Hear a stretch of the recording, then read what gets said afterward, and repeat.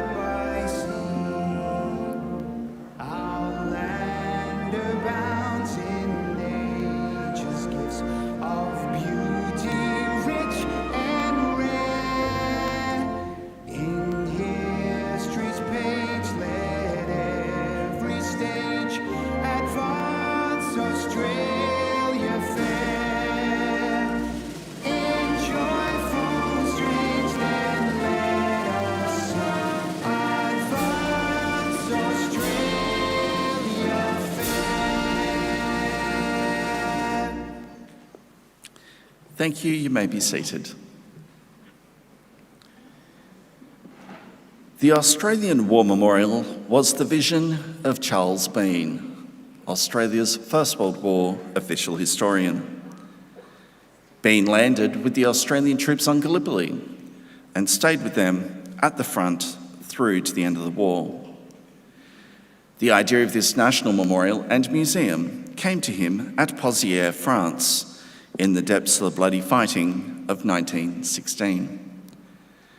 Bean's idea was that this would be a place where families and friends could mourn their loved ones buried in faraway places. It would also be a place that could help all Australians understand what these men and women had endured and what they had done for us. Bean's vision, to which we remain true, is best expressed as inscribed in the entrance to the memorial's galleries.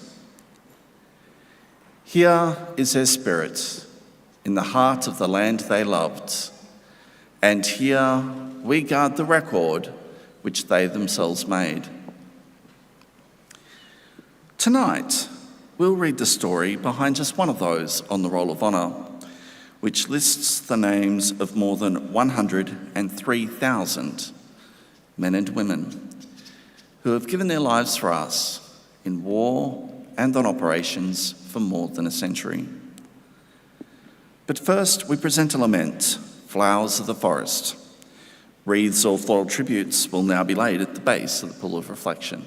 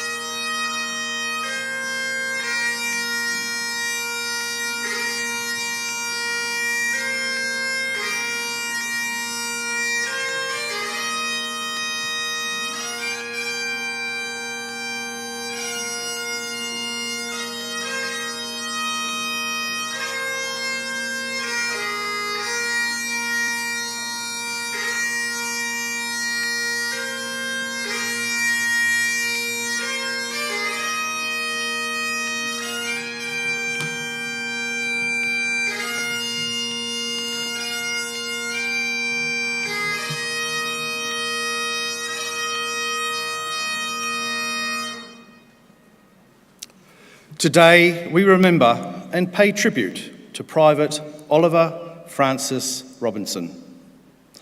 Oliver Robinson was born on the 3rd of June 1891 at Mopati near Young in New South Wales. Affectionately known as Ollie, he was the third eldest of 9 children born to John and Bridget Robinson. In the 1890s, he and his family relocated to the rural town of Grenfell in central west New South Wales, where his father owned and operated the local store before his death in 1900. Ollie received his early education in the town and developed a love of cycling, competing in races for which he often won prizes. He later gained employment with Purdy & Co. and began working in their general store. At the outbreak of the First World War in 1914, Ollie was employed as a motor mechanic at the locally run Empire Garage. Ollie Robinson was among the first rush of young men seeking to join the Australian Imperial Force. He enlisted on the 29th of September 1914 and was assigned to the 13th Battalion. He began a short period of training in Australia before embarking for active service in February 1915 on board the troop ship Siang B. In April 1915, Private Robinson joined the Mediterranean Expeditionary Force and was bound for Gallipoli. His unit went ashore on the afternoon of the 25th of April 1915 as Anzac forces landed on the peninsula. The next day, he was declared missing in action. Between April and May 1915, Robinson's battalion was involved in establishing and defending the front line along the Anzac beachhead. On the 2nd of May, the 13th Battalion was heavily attacked as they advanced on Dead Man's Ridge. Though Ollie Robinson had been missing since the landing, many of his comrades claimed they saw him killed in action during the attack on the 2nd of May 1915. His exact fate was the subject of great confusion and anxiety for his family, until a year later, when a court of inquiry was held in Egypt in April 1916 to uncover what had happened. Given that Private Robinson had been listed as missing since the 26th of April 1915, reports of his fate varied from the witnesses who provided testimony. Most witnesses to his death reported that they had seen him shot through the head by a sniper near Quinn's Post in May 1915. A letter sent to his family in May 1916 provided details of Ollie Robinson's final moments. It was in the first week of May that I buried poor Ollie. He and I were pals when we joined at first, but we left him behind in Melbourne. He caught us up in Egypt. I was called to work the phone the day he was shot. I, not being on the spot, Ollie went. A few minutes later, I came back and was sent up to take charge on the phone. I found Ollie shot. He was shot through the head and still had the phone in his hand. I put another man on the phone and carried Ollie out of the fire zone, and our minister and privates Mapson and Goodland buried him. We did the best we could to his grave. Ollie was well respected and well liked by all who knew him. He was a game lad and one of the best behaved in the battalion. Though the details in the letter are consistent with those provided by other witnesses, the Court of Inquiry determined that Private Ollie Robinson had been killed in action on the 28th of April 1915, 2 days after his likely arrival on the peninsula. His final resting place was never located. Private Ollie Robinson was 24 years old. His name is listed on the Roll of Honour on my right, amongst 62,000 Australians who died while serving in the First World War. His photograph is displayed today beside the pool of reflection. This is but one of the many stories of service and sacrifice told here at the Australian War Memorial. We now remember Private Oliver Francis Robinson, who gave his life for us, for our freedoms, and in the hope of a better world. Please stand for the reading of the Ode and the sounding of the last post.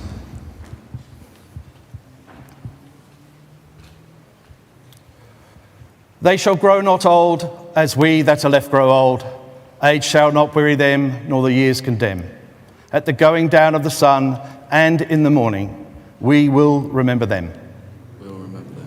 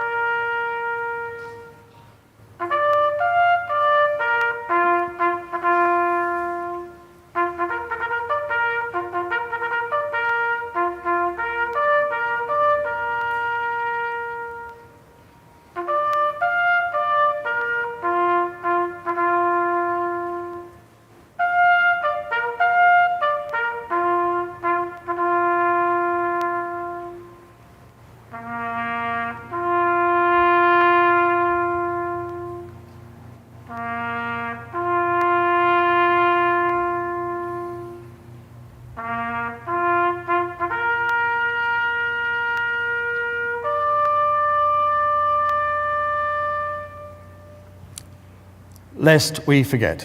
Lest we forget.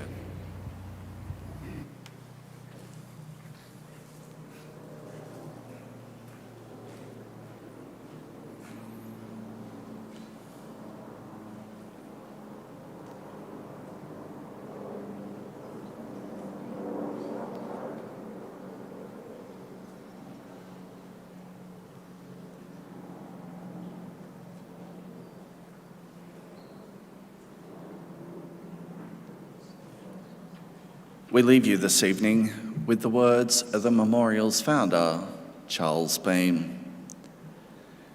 Many a man lying out there at Pozières or in the low scrub of Gallipoli, with his poor, tired senses barely working through the fever of his brain, has thought in his last moments, well, it's over. But in Australia, they will be proud of this. Ladies and gentlemen, girls and boys, that concludes the last post ceremony. On behalf of the Director and staff, thank you for visiting the Australian War Memorial today and for your continued support of the Memorials Development Project. And we wish you all a very pleasant evening. Thank you.